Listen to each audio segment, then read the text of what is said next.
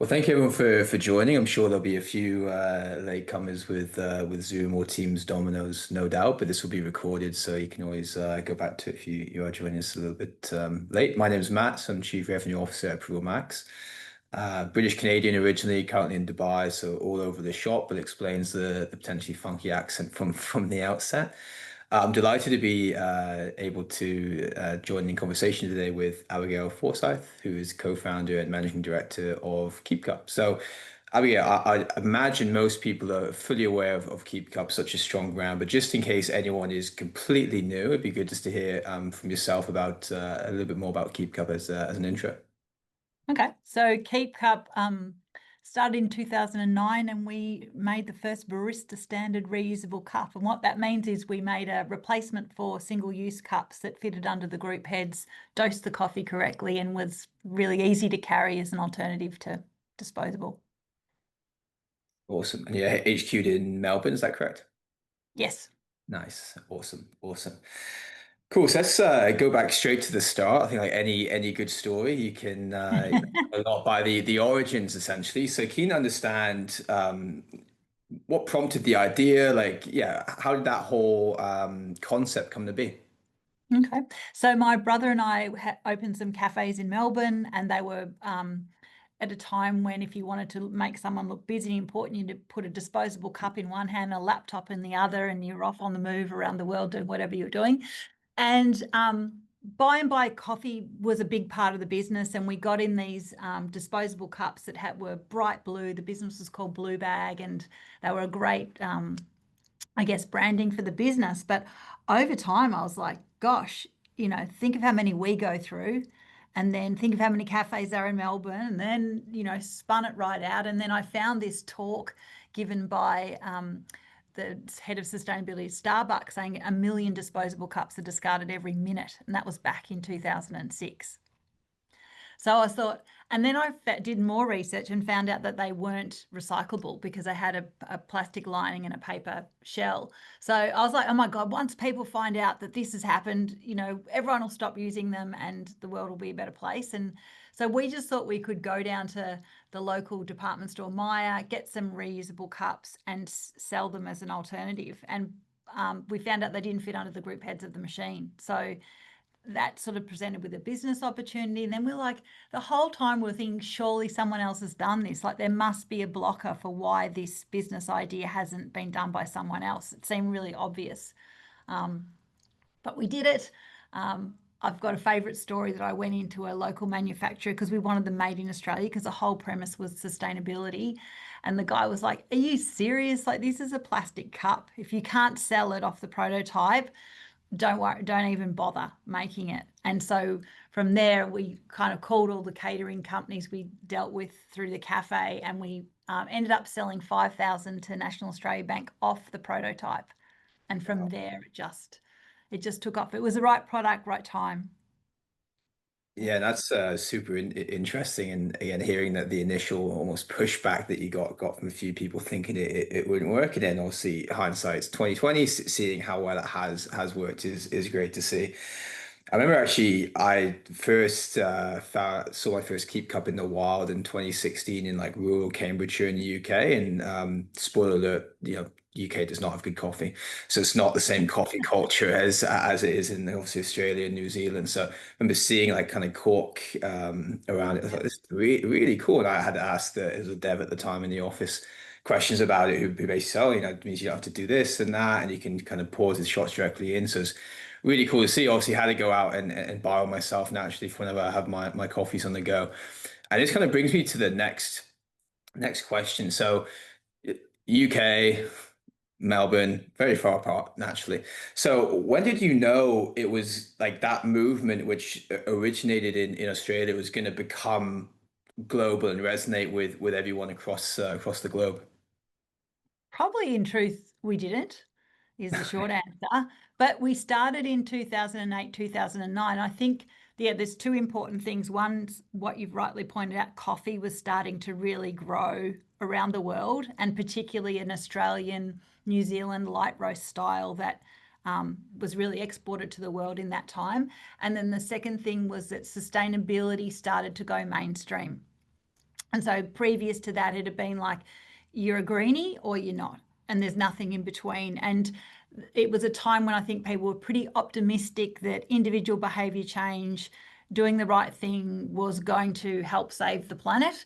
And so people were really engaged. And it was such a, as they say in Coca-Cola, it was brand in hand. So you're advertising your sustainability credentials, you're prompting other people to think about the same thing. So it was a pretty powerful statement about your sustainability beliefs, but also it became a bit of a heuristic for knowing about coffee, because we quickly found out that the adoption by cafes, and that the person behind the machine going, "Oh, good on you," when you came in with a Keep Cup, was such a powerful way to get that behaviour change and get people to adopt. So yeah, we focused on getting into the best cafes all over the world to then drive that behaviour change. And yeah, and so, and we were in Melbourne in 2009, 2010, thinking this, and it caught off really quickly in Australia and New Zealand. So then my brother was traveling in the UK, and we're like, "Oh, start it in the UK, it'll be amazing." And then we get to the UK, and the independent coffee scene is like tiny. It was like, people were like, "Hey, how can I drink my tea in this? It's going to be too hot for tea." Or yeah, it was. So we really were part of that ground zero in the UK around specialty coffee. Yeah. Yeah, I think they're definitely tea country more than coffee country, but catching up, just admittedly a lot slower than down under, but getting there. Um, so moving again from that nucleus of a Melbourne startup and selling throughout Australia initially to now selling into over 60 countries. Uh, Presumably there was a bunch of challenges that you had to surmount during that journey. What would be the biggest, yeah, one or two that you had to overcome? Probably, I mean, they all boil down to people and systems in the end. And having a good product that people love. Like if you don't have a good product, people there's a innate desire for, that's pretty pointless. But in terms of that growth, it was um, nuancing our message for different markets, and having, like, in particular in the US, like any challenge to the US sense of abundance and largesse, which is sort of having fewer things, using them less, was a bit of a, like, you had to be really careful about how that messaging landed in that market in particular, but probably all markets. Having systems that could grow with us was a challenge, and then finding the right people to grow those systems. And in, Keep Cup's still a relatively small business, realizing how much certain powerful people in an organization can start to strategically shift the business in a new direction. It's been pretty insightful, interesting over the years how that's turned out. And then sticking with, let's call it the under the hood operations, how do you keep them like simple enough so they don't essentially like impede progress or like slow down the growth, but also structured enough that you're scaling in a way that you want to? I think it's a challenge. I think it's keeping your tech up to date. So we've just rolled over our systems, and we had some really out of date tech in the business, and uh, it changes the culture of the business because it slows you down. And you have people who are very internally focused. You have a lot of administration internally, and stops you thinking, being an outwardly focused business that we all need to be to generate the revenue. So yeah, I'd say that's one of the challenges.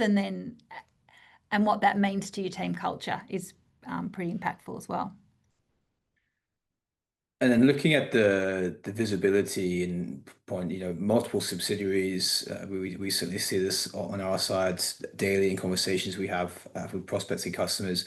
Visibility becomes really tricky. Mm. Like they're not in the same office. You can't, walk over to the desk and have a little chat. Or so, how do you view that in terms of how you built the visibility so you're aware of what's going on, but also having the control across those multiple countries and entities as you were scaling? Yeah, I think it's just it comes down to your reporting, and I guess your systems of how you yeah, monitor those what's going on within the business. I mean, my bent is more in the creative and the sales and the marketing. And initially in the business, we had a really fantastic finance team who really knitted that thing together. And during COVID, that a lot of them left the business, and it was a real eye opener as to how much your finance team is a bit of they're like the wicket keeper. And if they actually drive a lot of your systems, like they hold people accountable to those systems. So if they don't do that, it just starts to unravel right across the business, because the salespeople, they just find a way, and it's actually the ops and the finance need to go, no, that you need to do it a different way. So it's having all those different departments thinking about how they work together well, and where you want to place the pressure points and the your no-goes, and where you want to put the flexibility and where you want to put the non-flexibility is, yeah, I would say. Yeah, it's But always a tricky balance yeah, that. it is a tricky balance. Yeah. Nice. And whenever I think of KeepCup, I'm sure it's the same for those listening into this conversation. Obviously, the environmental purpose, is immediately associated with the brand, and you've already spoken to that as well. It's always interesting to view that strong purpose-led mission and growth with the commercial growth, and do you see there as being like tension or trade-offs there? How do you view balancing those two elements? There's a real tension. I think there was a article in Fast Company last month saying the death of the purpose-led brand. And I think that Keep Cup, your Patagonia, don't buy this jacket. Like, I think people are a little bit skeptical now that ultimately we're all selling something, and having things is, yeah, there's a tension that can't really be reconciled in a way, I would say. So I guess and in order to continue to compete, KeepCup's gone from being sort of a one product solution based proposition, a campaign about single use, and we've had to become I guess, a sustainability lifestyle brand. So we're still trying to intervene at moments where people would reach for something single use and offer them something reusable. But in the end, even a Keep Cup, you don't really need one. You could just have a cup from home. Like, yeah. Yeah, that's it. That's interesting. Yeah, interesting to see it have to essentially morph into that lifestyle branding company. Didn't Yeah. actually go through that lens. Pivoting slightly here, so kind of double down a little bit more on leadership and culture during your journey at KeepCup. So, what are your key learning points from leading the company? And there's been obviously lots of change, fast scaling, new markets. I mean, not to mention COVID and other kind of macroeconomic things, which probably threw a spanner in the works a little bit. What are your main tips or learning points from those events? It's been, I had to make some really tough decisions over the years around people, but I guess it's always coming back to the strategy and how the structure of the team needs to support the strategy, and making difficult decisions around that in order to, have the business continue. So, for example, as we went into COVID, we were a real analog business in the sense that most of our trade was to cafes and roasters, and then they all stopped serving in reusables. So all that business went on, by and large, online, and we weren't really set up to take advantage of that moment. So then we had to sort of pivot the entire business around getting stronger on that e-commerce platform. So, and that means changing not just the systems, but probably the team that you're working with as well. And that's super tough when you work pretty closely with people and you're a bit of a softie.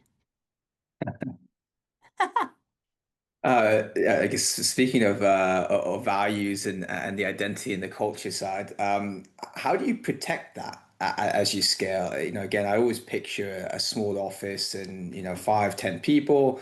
It's really easy to build a culture, retain a culture because everyone's Yeah. there almost in the trenches in the same office. But as you expand, it's innately harder to do. So how have you viewed that challenge?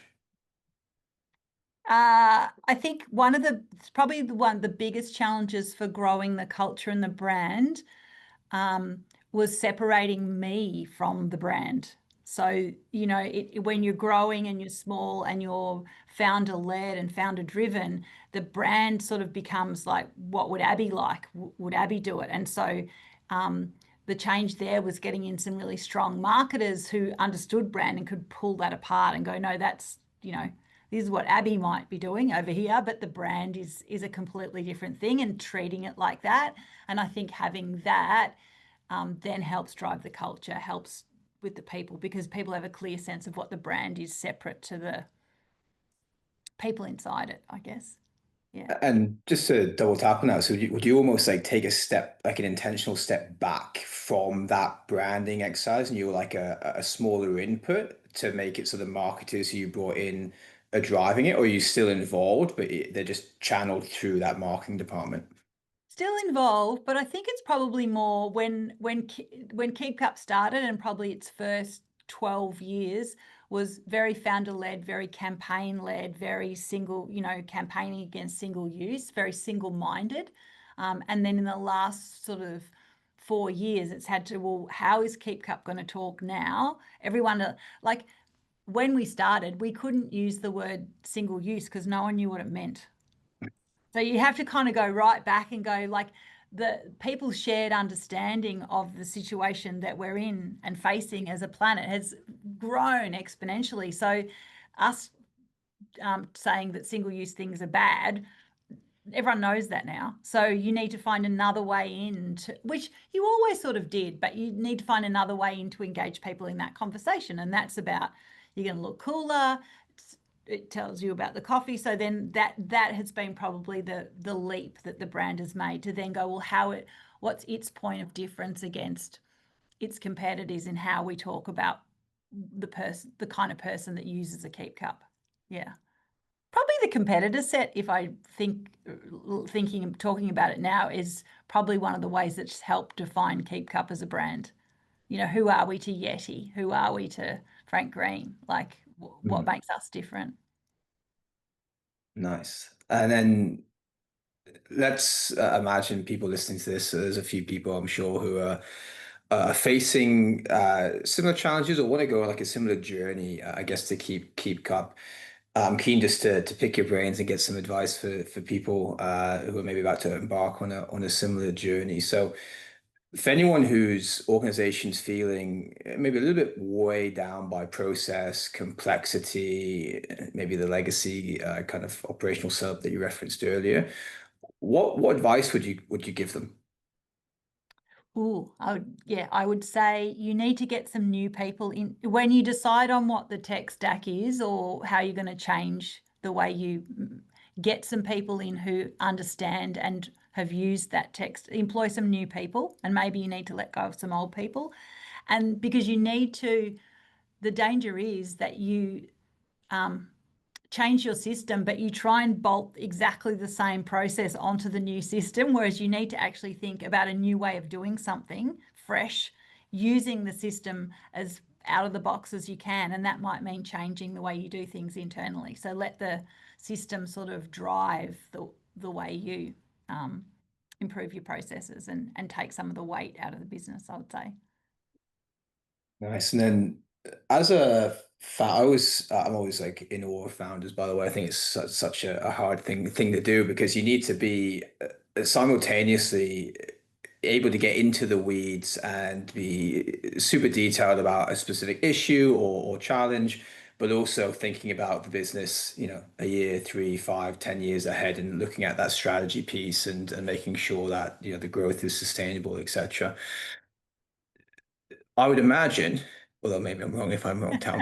I would imagine at those moments where it was kind of all hands to the pump, everyone was super dialed in on like a problem or certain things, and you're essentially firefighting like, oh, let's just try and like fix this for now, and then afterwards we go up and we think about the 3-year plan or whatever it is. Are there any moments reflecting on your journey to date that kind of spring to mind when I'm talking about that firefighting and that kind of key inflection point? Too many, probably. I think, in probably truth, when you look back, they're the hardest times, but they're probably your favorite times. I think one of the best times was when in 2018 there was a show called War on Waste, and the guy filled a tram with disposable cups and he was carrying a Keep Cup. And it was on the ABC where you're not supposed to use brand names. And I think he thought Keep Cup was a generic term. And he said, I'm using a Keep Cup, to stop these disposable cups. And our website crashed and we just couldn't, it was we called it Project Operational Arms, because we just had so many orders. We had to just get everyone in to pack the orders. And it was a great time. It was really hard at the time, but yeah. And again, it was that tension again of how long is this going to last? Do we just need to throw more people power at it, or do we need to look at our systems to see if we can improve through changing the system to make this work better? And the answer is probably a bit of both. Yeah, I was going to say that it's presumably a hard one to answer because you don't know until you're out of it, really. Yeah, And with yeah. And you like that. yeah, yeah. Speaking of which, so yeah, there's obviously the in the weeds kind of flashpoint, all hands to the pump. Let's fix the website, get the orders out, etc. But there's also the more strategic view. So not the day-to-day management, but the bigger mission, whether that is what marketers scale into, whether that's just the adding a SKU, whatever it is. So how do you view, I guess, balancing that, and how do you carve out time specifically to focus on that more strategic angle of your role? Yeah, I think, I guess it would be different for different founders and different managers. My weakness is probably not in that. It's like I'm spend most of my time in the clouds and in the weeds. My weakness is the middle bit, the bit where you're translating what you're thinking into actionable things for people to do, and that middle reporting ground. So I guess the challenge is to understand yourself, and probably I didn't really understand that till 5, 10 years in, and then employing the right people to balance that out for you so that you've got people filling those bits where you're not strong, and that would be, yeah. Yeah, it makes sense. Almost like filling out. I always think of like a sports team. There's like a roster, and Yeah, different people have different strengths, and in yeah, aggregate, you're filling all of the areas which you want to fill. yeah, exactly. Taking a step back to some just bigger questions, what I think of them as. So, one piece of advice to CEOs, CFOs, aspiring CEOs, aspiring CFOs, whomever's tuning into this, in terms of how they can build a business that is resilient and future focused, what would your one piece of advice to those people be? Or probably following on, understand yourself, understand what your strengths and weaknesses are, understand why you're there, what you're trying to achieve with what you're doing, and then move forward from there. But build something in the world that's, I don't know, helps connect us to nature would be my more philosophical advice about what we all should be doing in the world. Awesome. And then the last few, and then we'll open up to questions. I think there's a few actually in the chat. So if there's any questions, Q&A or the chat, either or, I'll do my best to get through them afterwards. So thinking about the consumer behavior, sustainability piece, we obviously touched on that several times already during the conversation and naturally so. What changes do you see potentially coming over the horizon that leaders need to be paying attention to now? Gosh, I'd like to say it's legislation coming to sort of, solidify some change that needs to happen in terms of sustainability and climate collapse. But yeah, I hope that's true. Yeah, just thinking about that, because it's come. We're seeing it, like, what do they say, that it's a climate disaster you're watching on your phone till you're actually filming it on your phone and it's happening to you. So yeah, it's putting things through that lens is really important, and it's hard to do because we all want to have fun, have a bit of, enjoy some largesse in life, and balancing those two things is, it's very challenging. Yeah, fingers crossed that it does come. Completely agree, and I think that phone analogy, which I've not heard till just now, full disclosure, I think that's yeah, quite a powerful one to view it through. Uh, Final question until we open it up for obviously the Q&A. What's next for KeepCup? Huh? So I guess, yeah, in the context of all these things, like, do we need another thing that's produced in the world? We still are trying to intervene where people reach for a disposable item and offer a reusable one that's fun, that's engaging, that encourages people to adopt a behavior, just as we did with coffee. So we've just done a collaboration with Yochi, which is a frozen yogurt brand in Australia that sell all their yogurt in disposable cups, and we've just designed a product that encourages reuse. And yeah, so it's things like that that are next on the horizon. How do we intervene to engage people, not just in I guess swapping the single use for reuse, but think, it should be a prompt to think more broadly about the impact of that, and make other changes in your life. Awesome. Looking forward to yeah to seeing that and yeah keeping an eye on KeepCup's next adventures. Indeed. Yeah, thanks. Awesome. Thank you so much for obviously putting up with me and announcing those. I found Thanks it for putting up super. with me. Yeah, My roaming answers. no, super insightful. I'm gonna see what's in the chat and Q&A now. Again, anyone tuning in, feel free to ping some questions in. So let me just scroll up. A few note takers. The world of AI is here. Okay, Kieran's got a few questions, and I think these are operational. So I'll do my best to summarize them. So the first one is asking to share your thinking regarding legal structures or adding subsidiaries, as well as hiring decisions as you scaled the business. So I don't really. So how did we make those legal decisions about the structure of the business? Yeah, so I think my interpretation of the question, hopefully a semi-correct one, is whenever you're expanding to places like the UK, the US, did you have a subsidiary there? And how did you view like boots on the ground versus serving it from Australia? Yeah, it's really tricky, and I think it's probably changed the way we do it. So I'll just tell you our experience. So in the UK, my brother and his girlfriend were traveling there, so they opened up our branch over there and probably set up the culture in a way that was really similar. And we've still got a team over there now. Then in the US, we went and opened an office there and hired people. So we set up a separate corporation in the United States. We were there downtown for almost 10 years, I'd say. And then in February 2020, we were being kicked out of the building. I had to sign a new lease in new premises and was like, oh, this is too hard, because it was lockdown. We couldn't even fly to the States. So since then, we've moved to a 3PL structure in the US, which is actually going pretty well. So yeah, yeah, depend on your business. But I think 3PL is, yeah, it is more expensive than having a warehouse that you've got staff in, but yeah, it'll depend on your scale. Yeah. And then Kieran's asked a second question as well, which is focused on governance. So is asking, discuss your experience from a governance perspective, almost the good, the bad, or the ugly. The governance of the legal structure of governance, or the Yeah, I believe so. Maybe Kieran, if you just want to clarify what you mean by governance, we can double tap on that one in the chat. Meanwhile, we'll move to another question. From Scott. So saying that actually Yochi is great to hear. So just support it there, Thanks, which is Scott. good.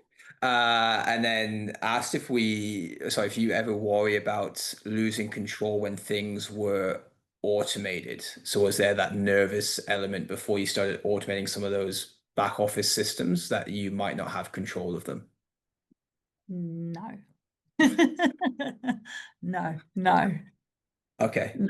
Awesome. Nice. I've probably relied on advice in that area of the business the whole time. So yeah, no. I think I'd guess that maybe you're a person who has control in that area. So yeah. Okay, and then I think Kieran's clarifying. So, given a private company, you may not have any other directors. Yeah, don't. Yeah, so KeepCup's been very fortunate. There's no other directors. We haven't had to borrow money. It's a pretty simple business from a governance point of view. Yeah. Nice. I've got actually a question my side, probably quite easy to answer. What's the go-to coffee order? Flat white. Flat white. Nice, Yeah, from nice. a governance point of view, my dad always says to me, if you really upset, you can just go and look in the mirror. That's your you're gonna really get into someone. Awesome. I believe I've not missed anything. Hopefully I haven't. Let me just check. Anything else is coming in. So we can wrap it up there. So thank you again so much, Abigail. Really appreciate the time and the Pleasure. insight shared. Thank Super, you. super insightful. So thank you for sharing that with the audience. Thank you everyone for joining. Hopefully you found that as insightful as I did. And we'll be in touch afterwards with recordings and follow-ups and stuff like that. But please have a great rest of your Thursday. Thank you very much. Thanks. Bye-bye.